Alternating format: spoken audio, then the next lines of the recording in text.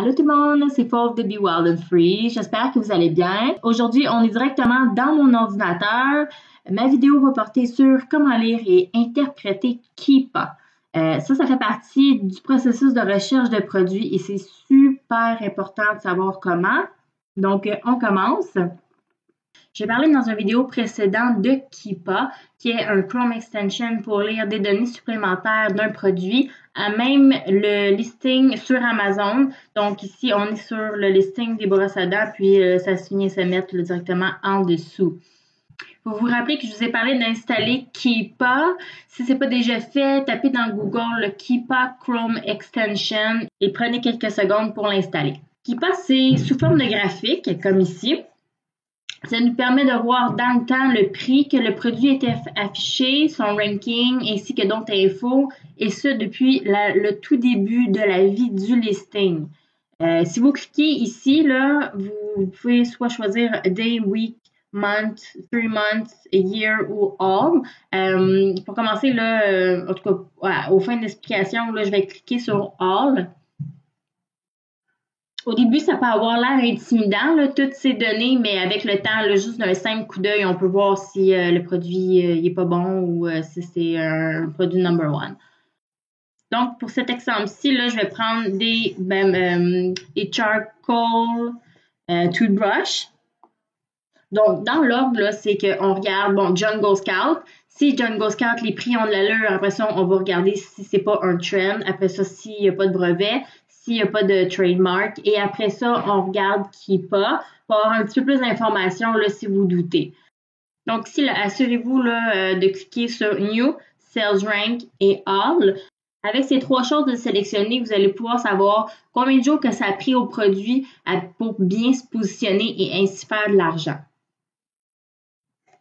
Comme s'il a commencé, quand il a commencé à vendre, il a affiché son prix à 10 ensuite, bon, puis son sales rank qui était quand même haut. Là, il a baissé à 7,99. Là, son sales rank, il est resté pareil. Après ça, il a baissé à 6,99. Après ça, 5,99. Puis là, son ranking a baissé. Donc, quand son sales rank a baissé, là, tranquillement, attendez. Ici, il a commencé à vendre en début septembre. Puis là, ici, mettons, ça a pris 2 semaines. Après 2 semaines, là, il a remonté son prix un peu. 7,99. Après ça, 8,97. Donc, en résumé, là, son breakthrough, il est à 5,99. Le breakthrough, ça veut dire le moment où il a percé le marché. C'est une expression en anglais, évidemment. Il faut aussi savoir que plus le sales rank est bas, meilleur qu'il ait sa position. Là. Comme par exemple ici, si vous êtes position 20 000, c'est parce qu'il y a un problème avec votre produit. Et au contraire, si vous êtes position numéro 1, c'est parce que ici, la ligne verte, il faut qu'elle soit le plus possible sous la ligne là, en bas. Là.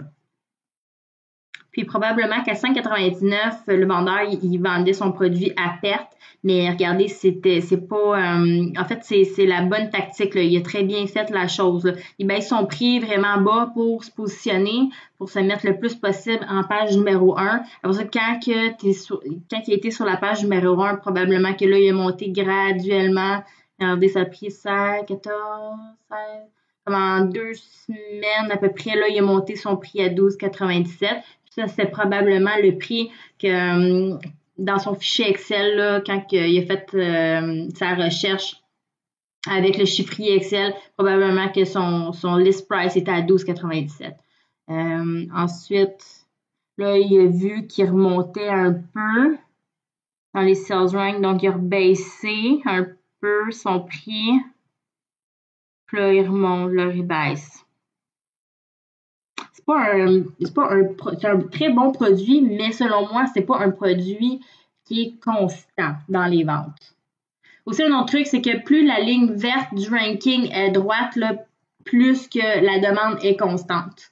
Donc ici, là, ça fluctue quand même assez beaucoup, là, moi, je trouve. Mais, en général, là, plus la ligne est droite, plus les ventes sont constantes. Là, ici, on voit qu'il jump un peu, là. mais ça reste que c'est un bon produit. Je vais vous montrer un produit qui est vraiment hot, puis vous allez voir la différence. Donc ici, on a le Activated Coconut Charcoal Powder. C'est la poudre là, de charcoal pour se blanchir les dents. C'est un produit qui est archi populaire. Le gars doit faire une tonne d'argent avec ce produit-là. Si vous regardez, je vais cliquer sur mon sales rank. Il a commencé ici, je ne vois pas, c'est caché. Il a commencé environ à 33 000, si je me fie ici entre les deux. Il a commencé à 33 000, là il a baissé. Il a commencé quelle date? Le début décembre, 8 décembre, puis 1er janvier. Ça y a pris à peu près un mois. Puis regardez après ça, sales rank, position 20. 42, 88, 44, 20, 15, et ainsi de suite. 6, 4, 1, 2, 1. Puis c'est le même là depuis 690 jours. Ça va faire quasiment 2 ans qu'il vend constamment comme ça. Ça, c'est un produit numéro 1. Puis si je clique sur New, regardez, il n'y a pas beaucoup non plus de fluctuations dans ses prix. Il a commencé à 19,99. Attendez. Non, il l'a affiché à 24,99. Il l'a baissé ensuite à 19,99. Puis c'est là que là, il a droppé là, vraiment pas mal. Après ça, quand il a été bas dans son ranking, il a remonté à 24,99. Puis il y a pas mal. Peut-être ici, c'est comme des petits rabais ou c'était pas long. C'est comme quelques jours. Puis regardez, c'est ça. Il n'a pas joué beaucoup avec son prix. C'est vraiment, là, ça, c'est un top numéro 1. Ensuite, on va continuer avec les boutons sur les côtés. Bon, donc, on a vu New. You, ça, c'est si vous vendez un produit usagé, pardon. Sales rank, on l'a vu. List price. C'est comme, par exemple, lorsqu'on vend un produit de grande marque, juste un exemple comme ça, vous vendez un jouet Fisher Price. Bon, ben, ce jouet-là, chez Toys R Us, il se vend à 19,99, mais sur Amazon, le gars, il va le vendre à 14,99. Donc, je ne peux pas montrer aux clients que le produit est plus cher ailleurs que sur Amazon. C'est aussi une tactique pour faire croire aux gens qui vont faire une bonne affaire en achetant ici. On utilise cette petite tactique-là aussi pour les private labels. Ici, New Third Party FBM, ça, c'est probablement quelqu'un qui avait acheté ce produit-là puis qui essaie de le revendre à partir de chez lui, puis qui a un compte vendeur là, FBM. Lightning Deals, ça, c'est quand Amazon donne la permission parfois d'en faire. Et pour s'inscrire, il faut payer un certain frais pour participer au Lightning Deals, mais évidemment, vous allez faire beaucoup plus d'argent, beaucoup plus de ventes pendant ces ventes-là éclairs. Ça dure quelques heures. Ça ici, New Third Party FBM, ça c'est probablement quelqu'un qui a mis la main sur ce produit-là beaucoup moins cher, comme par exemple, si le vendeur il a fait des giveaways ou si l'acheteur il l'a acheté en spécial. Là. Mais là, cette personne-là a essayé de le revendre sur Amazon plus cher. Bon, on finit par le dire. C'est un hijacker en bon anglais. Ici, c'est justement... Qu'est-ce qui se passe? Buy box, ça c'est... OK, ça bug.